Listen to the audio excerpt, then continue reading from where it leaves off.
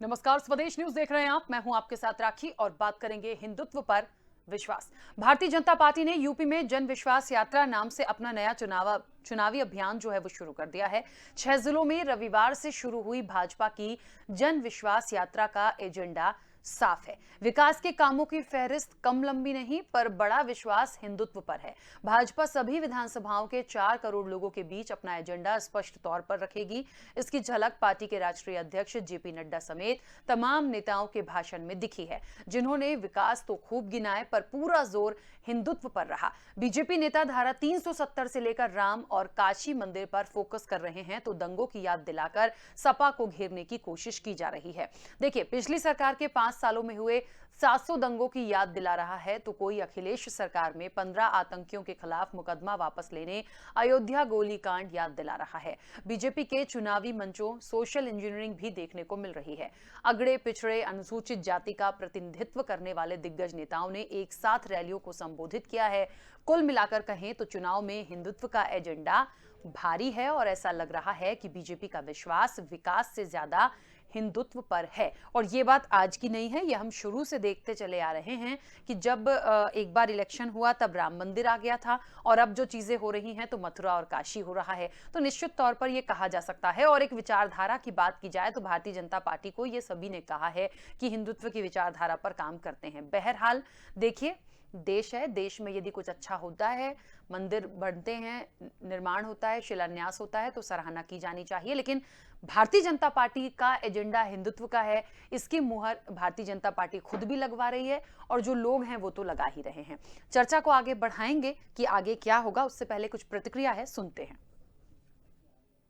विश्वनाथ धाम का ये पूरा नया परिसर एक भव्य भवन भर नहीं है, ये प्रतीक है हमारे भारत की सनातन संस्कृति का।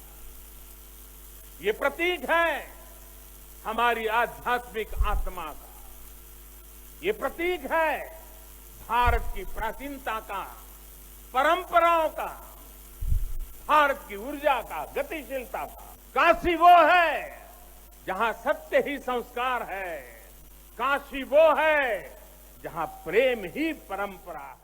जम्मू कश्मीर से शुरू करो, हर पार्टी वंशवाद, जातिवाद, भाई भतीजावाद, परिवारवाद से ग्रसित हो चुकी है।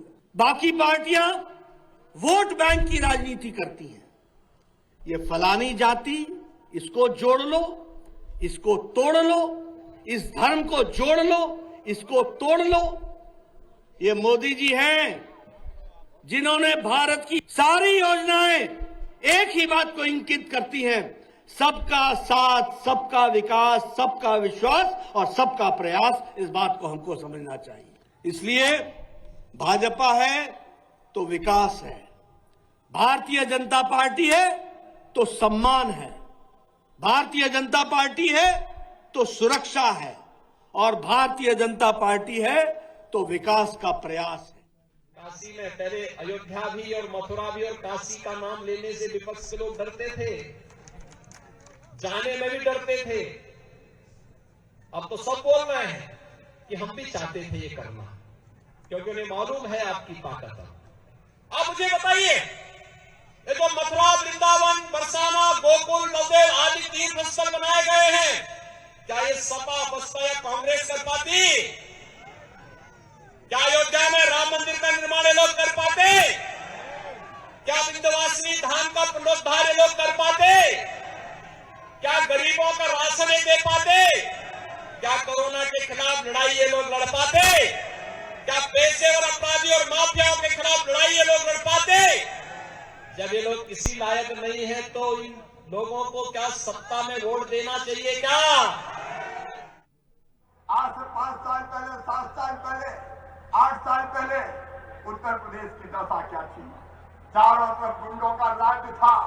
सपा के राज्य में हमने गोलियों से भूनते हुए इन गुंडों और बदमाशों को देखा है।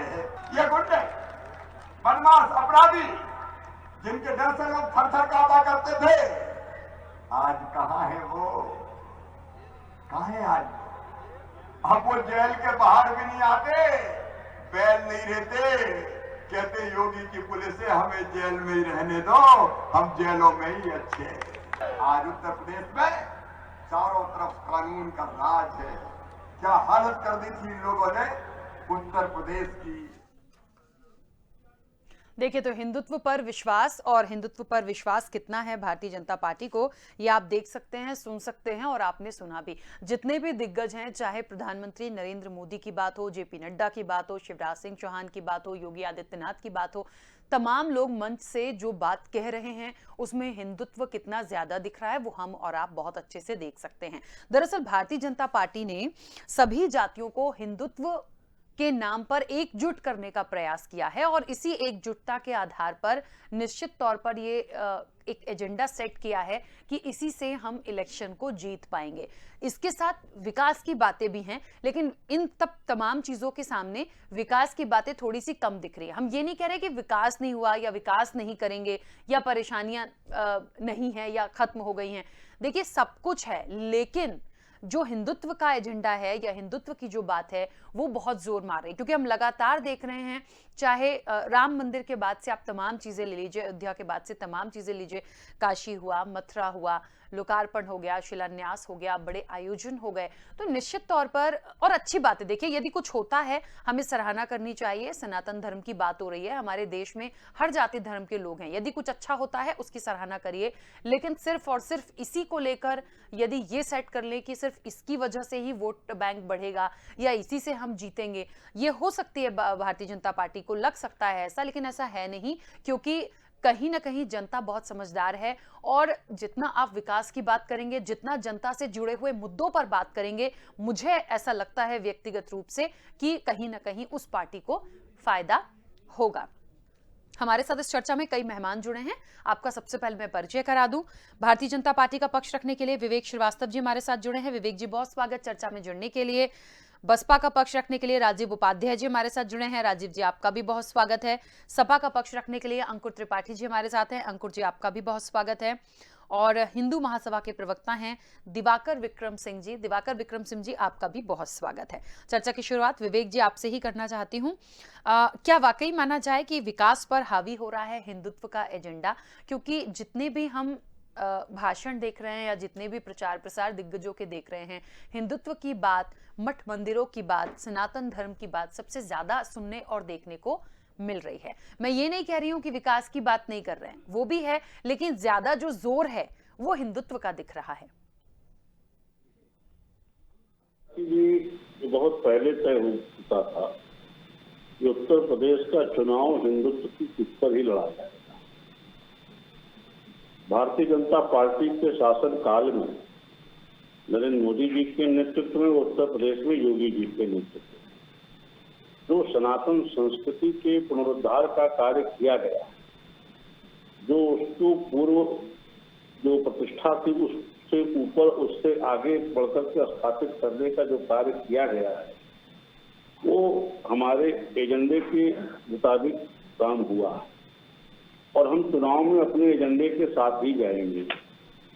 और हमारा देख करके तमाम विपक्षी दल भी मंदिर मंदिर घूमते नजर आ रहे हैं। इसमें वो लोग भी शामिल हैं जिन्होंने कारसेवकों के ऊपर गोलियां चलवाई, जिन्होंने राम मंदिर पे फैसला आने का सुप्रीम कोर्ट से लेकर के हर मोर्चे पे विरोध किया, जिन्होंने राम को काल्पनिक पात्र तक बताया सुप्रीम कोर्ट में हलफनामा दे करके, लेकिन वो भी आज राम लला के धर्मस्थल पर मत्था टेकने जाने के लिए विवश। ये उनकी मजबूरियां है, लेकिन ये हमारे किए हुए कार्य है जिनको हमने अपनी लड़ाई, और आज की लड़ाई नहीं है, कि हमारी उस समय की लड़ाई है जब भारतीय जनता पार्टी की स्थापना भी नहीं हुई। 370 हमारे एजेंडे में तब से था। हम जनसंघ के जमाने से नारा लगाते थे कि जहां हुए बलिदान मुखर्जी वो कश्मीर हमारा है, एक देश में दो प्रधान दो विधान नहीं चलेंगे। कि हमारे भारतीय जनता पार्टी की स्थापना से हमारे संस्थापकों के मन मस्तिष्क में चलने वाली लड़ाई थी, विचारधारा की लड़ाई थी, जो हम जाकर के अब आज इस पे हम विजय प्राप्त करें। तो हम अपनी उपलब्धियों के साथ चुनाव में जा रहे हैं, इसमें किसी को क्या दिक्कत है? ठीक है अंकुर जी, जिस तरीके से एक ये बात आ रही है बार बार, ये विपक्ष कह रहा हो या चर्चाओं में भी हम देख रहे हैं, जो हम समझ सकते हैं कि वाकई में क्या विकास पर हिंदुत्व का एजेंडा हावी हो रहा है, मानते हैं आप इसको? भारतीय जनता पार्टी के द्वारा तो मैम विकास के एजेंडा ये लागू ही करते हैं हिंदुत्व का। विकास से तो ये लड़ नहीं सकते, क्योंकि विकास इनके पास है ही नहीं। ये जबरदस्ती उन चीजों को गिनवाते हैं जो समाजवादी पार्टी ने काम किया है और उसको वो अपना बताते हैं। हमेशा ये दिखाने का प्रयास करते हैं कि सारा विकास भारतीय जनता पार्टी ने किया है, टोटल विकास, जबकि इनके पास ऐसा कोई विकास का एजेंडा नहीं है, कोई विकास नहीं है इनके पास। सिर्फ फरेब है, सिर्फ झूठ है, बाकी कुछ नहीं है। ठीक है राजीव जी, जिस तरीके से हिंदुत्व के जरिए, ऐसा नहीं है कि सिर्फ हिंदुत्व में कुछ पॉइंट ऐसे हों या कुछ धर्म ऐसे हों जिनको लेना है, भारतीय जनता पार्टी का जो एक एजेंडा, जो एक सेट है और जो हम समझ पा रहे हैं और जो अभी विवेक जी ने भी बताया कि ये पहले से तय था कि हम इस फॉर्मेट पे यूपी का इलेक्शन लड़ेंगे, तो कहीं ना कहीं ऐसा लग रहा है कि जातिगत समीकरण यदि महत्वपूर्ण होते हैं तो भारतीय जनता पार्टी ये समझ गई है कि सभी जातियों को हिंदुत्व के नाम पर एकजुट करने की कोशिश में है और इसीलिए इस पर इतना ज्यादा जोर दिया जा रहा है। क्या सफल हो पाएंगे और विपक्ष इसे कैसे लेगा?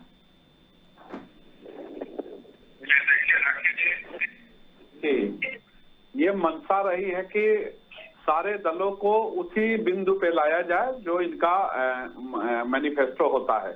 इनके मैनिफेस्टो में बहुत तरह की बातें होती है, विकास की बातें होती है, रोजगार की बातें होती है, गरीबों के उत्थान की बातें होती है, गरीबों को घर देने की बातें होती है।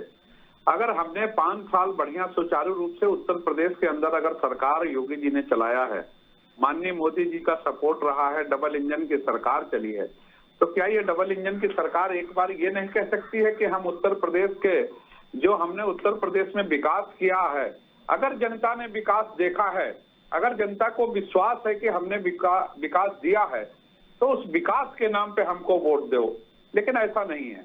अगर विकास किया होता तो विकास के नाम पे वोट मांगती और डंके की चोट पे कहती पार्टी कि हमने विकास इतना कर दिया है जितना पिछले 25-50 वर्षों में नहीं हुआ है, और उस नाते आप हमको वोट करिए, हम आगे भी 5 साल आपको विकास की गंगा बहाएंगे।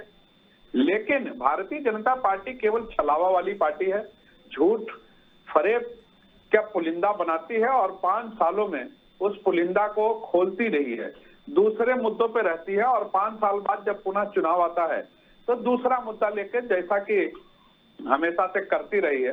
हिंदुत्व का मुद्दा उनका आज का नहीं है, पुराना मुद्दा है। हमारे मित्र अभी कह रहे थे कि हम तो उससे डिगेंगे नहीं, तो उनको तो ये भी बताना चाहिए ना कि क्या है कोई हिंदुत्व में हमारा जो धार्मिक ग्रंथ है, रामायण हुआ, गीता हुआ, उस ग्रंथ में क्या कहीं ऐसा दिखाया गया है कि मजहब के साथ भेदभाव, लड़ाई, उससे बड़ा ग्रंथ तो हिंदुत्व का होता नहीं या हिंदू धर्म का है नहीं।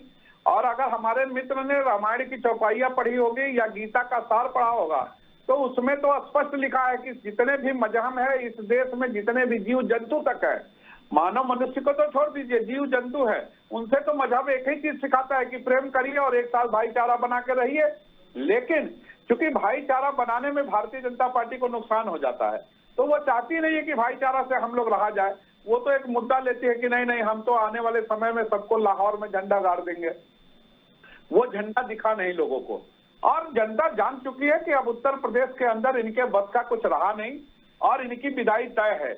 इनको सूचनाएं मिल गई है, इनके पास इंटेलिजेंस इनपुट इतना ज्यादा है राखी जी कि जितना किसी दूसरे दल के पास हो ही नहीं सकता है। और इस तरह से इनका इंटेलिजेंस ये रिपोर्ट दे चुका है कि पश्चिमी उत्तर प्रदेश में किसानों ने आपको खदेड़ दिया है और पूर्वी उत्तर प्रदेश में नौजवान आपके पीछे पड़ा हुआ है, जिनको आपने 70 लाख नौकरी या रोजगार देने को कहा था, उसमें से 7 लाख पे भी आप पिछले 5 वर्षों में पहुंच नहीं पाए। वो नौजवान तैयारी में बैठा हुआ है कि आपकी विदाई कैसे होगी। दूसरा चीज, जाति समीकरण की, जहां तक हमने अभी सुना, एक क्लिप सुन रहे थे माननीय जेपी नड्डा जी का, अध्यक्ष जी का, वो कह रहे थे कि जाति पात में बटी हुई पार्टी है। मैं तो भारतीय जनता पार्टी के प्रवक्ता से जानना चाहता हूं कि ये बतावें जिनके पास 2000 वोट नहीं है उन जातियों को भी समेटने का प्रयास करते हैं। निषाद पार्टी जैसे पार्टी के लोगों को आप लाते हो, अनुप्रिया पटेल को 5 साल आप सत्ता से बाहर कर देते हैं, जब चुनाव आता है तो उनको पकड़ के लाते हैं कि नहीं नहीं चलिए आपकी तो हमारे को जरूरत पड़ गई है। इस तरह से भारतीय जनता पार्टी अपने अपने वोटों को सजोने के लिए जाति और धार्मिक दोनों वोटों को सजोने के लिए कार्य करती है, और कार्य इनका पुराना रहा है। जनता जान चुकी है, जनता जागरूक है, और इस बहकावे में राखी जी कम से कम ये जनता उत्तर प्रदेश की नहीं आएगी, और विकास मांगेगी, रोजगार मांगेगी, नौकरी मांगेगी। जो प्राइवेटाइज कर रहे हो आप, जिस तरह से स्वदेशी के नाम पे देकर बीपीसीएल को या भारत पेट्रोलियम को आपने विदेशी एजेंसियों को शेयर बढ़ाया। सबसे बड़ी विडंबना की बात है कि भारत सरकार ने स्वदेशी की बात करके और विदेशी कंपनी का शेयर जो है भारत पेट्रोलियम में जो बढ़ाया, ये बताना पड़ेगा हमारे मित्रों को कि ये कौन सा स्वदेशी है जो भारत पेट्रोलियम को खरीदा या शेयर अपना बढ़ाया उसमें। ठीक है राजीव जी, इसका जवाब लेंगे। भारतीय जनता पार्टी तो हिंदुत्व जो है इनके मुद्दा रहेगा, और ये सब जानते हैं, हम भी जानते हैं, हमारे मित्र समाजवादी पार्टी के बैठे हैं वो भी जानते हैं, और कांग्रेस के मित्र का बैठे होंगे वो भी जानते होंगे कि हिंदुत्व को मुद्दा को भारतीय जनता पार्टी छोड़ ही नहीं सकती है, क्योंकि उसका तो जान उसी में है। अगर हिंदुत्व छोड़ देगी तो भारतीय जनता पार्टी खत्म हो जाएगी। ठीक है, दिवाकर विक्रम सिंह जी भी हमारे साथ जुड़ गए हैं। दिवाकर जी, क्या लग रहा है आपको कि वाकई में विकास पर हावी हो रहा हिंदुत्व का एजेंडा ये बिल्कुल सही है, या हिंदुत्व से ही सत्ता का जो कॉरिडोर है वो भारतीय जनता पार्टी तय कर रही है? क्या उस कॉरिडोर को सफल कर पाएगी? क्या यही सिर्फ चीज़ों हैं जो यूपी की जनता फोकस कर रही है? क्योंकि बहुत सारी चीज़ें हैं जिसको देखना होगा, और हिंदुत्व की जहाँ तक बात होती है तो मुझे नहीं लगता कि हिंदुत्व से क्या हम सिर्फ हिंदू धर्म की बात करें। मुझे लगता है यदि सभी जातियों को साधने का प्रयास है, और ऐसा नहीं होगा आप सिर्फ हिंदू की बात करके या हिंदुत्व की बात करके तो नहीं कर सकते। मुझे लगता है बहुत सारी चीजें हैं, लेकिन एक एजेंडा होता है किसी भी चीज का, लेकिन भारतीय जनता पार्टी उसको स्वीकार भी रही है कि हिंदुत्व के एजेंडे पे ही सारी चीजें इस बार यूपी में तय हो रही हैं।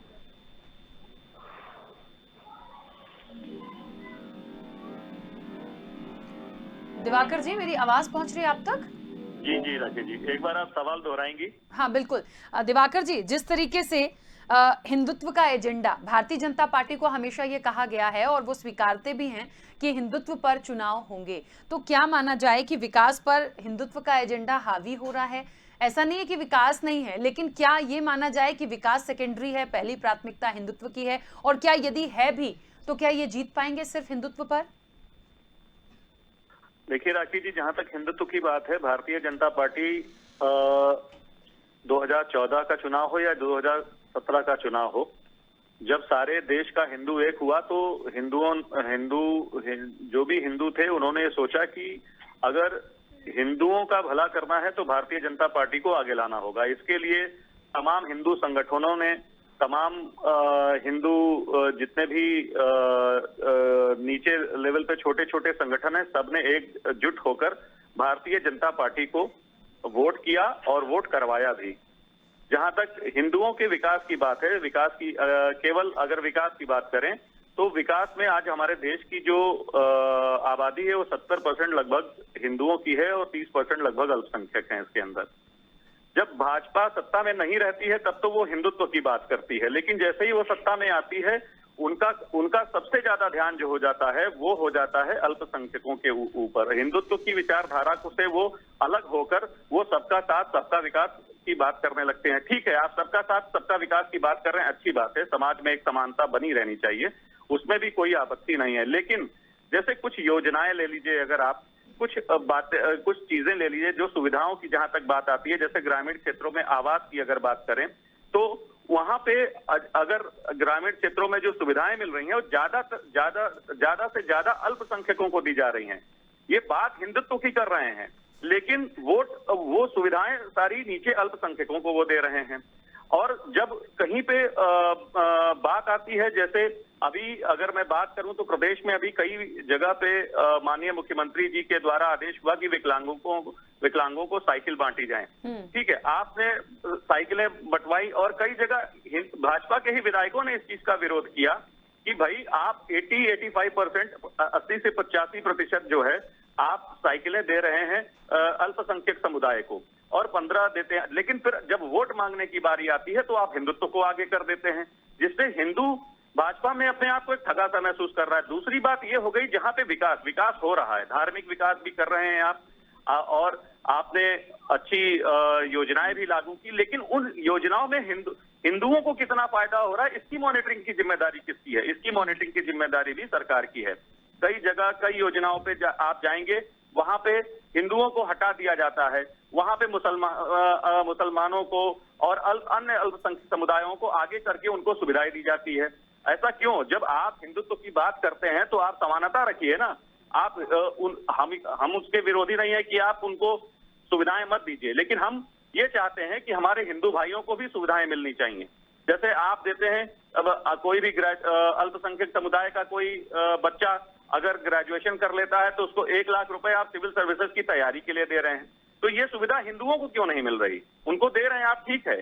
शादी शगुन योजना के नाम पे आप 51,000 रुपए उनको दे देते हैं, ठीक है, आप दे रहे हैं, अच्छी बात है, लेकिन ये योजना हिंदुओं को तो भी मिलनी चाहिए। तो अगर आप जब चुनाव आएगा तो आप हिंदुत्व की बात करेंगे और हिंदुत्व से वोट बटोरने के लिए आप सारे हिंदुत्व की पूरी आप ताकत लगा देंगे, लेकिन जब आप सत्ता में आ जाएंगे तो हिंदुत्व की डगर से आप हट जाएंगे और हिंदुओं को कहीं भी आप उसको काउंट नहीं करेंगे। ठीक है, देखिए मुझे ऐसा लगता है, जितना मैंने दिवाकर जी को भी सुना, और बहुत दिनों से ये कोई पहली चर्चा तो नहीं है हिंदुत्व को लेकर, लेकिन एक बात है जो बार बार जहन में आती है मेरे। विवेक जी, उसका मैं जवाब भी आप ही से लूंगी, और राजीव जी उसका जवाब आप भी दीजिएगा यदि समय बचता है जल्दी से। देखिए बहुत स्पष्ट है, पता नहीं क्यों मुझे ऐसा लगता है जब कहीं भी स्टेट में इलेक्शन होता है तो वहां की जनता को क्या चाहिए, वहां की जनता का भला कैसे हो सकता है, हम कैसे अपने प्रदेश का विकास कर सकते हैं, मुझे लगता है इससे ज्यादा महत्वपूर्ण कुछ भी नहीं है। और इससे ज्यादा दूसरी चीज यदि जाति धर्म की है तो ऐसा तो नहीं है कि जो वोटर्स जा रहे होंगे वोट डालने, वो ये देखकर वोट देख रहे होंगे कि हिंदू वाला इधर डालेगा, मुस्लिम वाला उधर डालेगा, ईसाई धर्म। देखिए वो जनता है, वो पब्लिक है, जितनी आबादी यूपी की होगी, जितने वोटर्स होंगे वो उस हिसाब से वोट करेंगे, वो नेतृत्व देख के वोट करेंगे। तो फिर बार बार ये अलग से हिंदुत्व की बात क्यों आ जाती है, मुझे ये समझ में नहीं आ रहा। अभी मुझे ये पहले तो विवेक जी, पहले तो आप मुझे ये समझा दीजिए। ये हमारा पूरा प्रयास होता है कि बहुसंख्यक मतों में बिखराव ना हो, और तमाम क्षेत्रीय दलों की यही मंशा होती है कि बहुसंख्यक समाज के मतों में बिखराव हो और वो उससे लेकर के अपना उल्लू सीधा कर पाए। हम उस बिखराव को रोकने के लिए अपने समानांतर विचारधारा वाले दलों के साथ गठबंधन करके चुनाव में जाते हैं। और बार बार मैं कहता हूं कि जो इन लोगों को हिंदुत्व से समस्या है, क्या इस एजेंडे पे चुनाव लड़ने से समस्या है, यदि इनमें नैतिक साहस है तो मत जाए राम जन्मभूमि मंदिर में मत्था टेकने। किसी में अगर हैसियत हो तो जाए देवा शरीफ तो मजार में मत्था टेक के चुनाव प्रचार शुरू करे, कौन इन्हें रोक रहा है? हम अपने आराध्य विवेक जी, विपक्ष को ये परेशानी नहीं है कि आप हिंदुत्व पर चुनाव लड़ रहे हैं, ये परेशानी नहीं है। परेशानी वो तो कह रहे हैं यदि आप मठ मंदिर बनाते हैं या काशी मथुरा का विकास होता है, तो वो विपक्ष ने ये स्वीकारा है कई बार कि उनको इससे परेशानी नहीं है। जी, परेशानी फिर क्या है? परेशानी दूसरी चीजों से है। सपा को परेशानी है कि उन्होंने काम किया, क्रेडिट आप ले लेते हो। देखिए, मैं बार बार कहता हूँ, अगर इन्होंने काम ही किया होता और इनकी सरकार इतनी ही अच्छी होती, भाई भतीजावाद ना होता, गुंडई ना होती, अपराधियों को संरक्षण ना होता। विक्रम जी कह रहे थे कुछ बात, सुन लीजिए, फिर बोलिए, अभी मौका मिलेगा बोल लीजिएगा, अभी मौका मिलेगा वो बात राजू जी बोल लीजिएगा। ये तो स्पष्ट हो गया कि आपने साथ चलने वाले साथियों के साथ कैसा छलावा किया।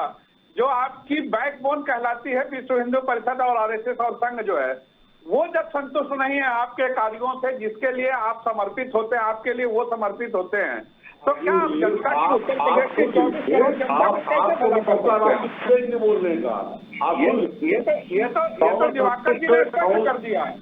दूसरा चीज, मत्था टेकने का अधिकार, मत्था टेकने का अधिकार भारतीय जनता पार्टी नहीं कर सकती है।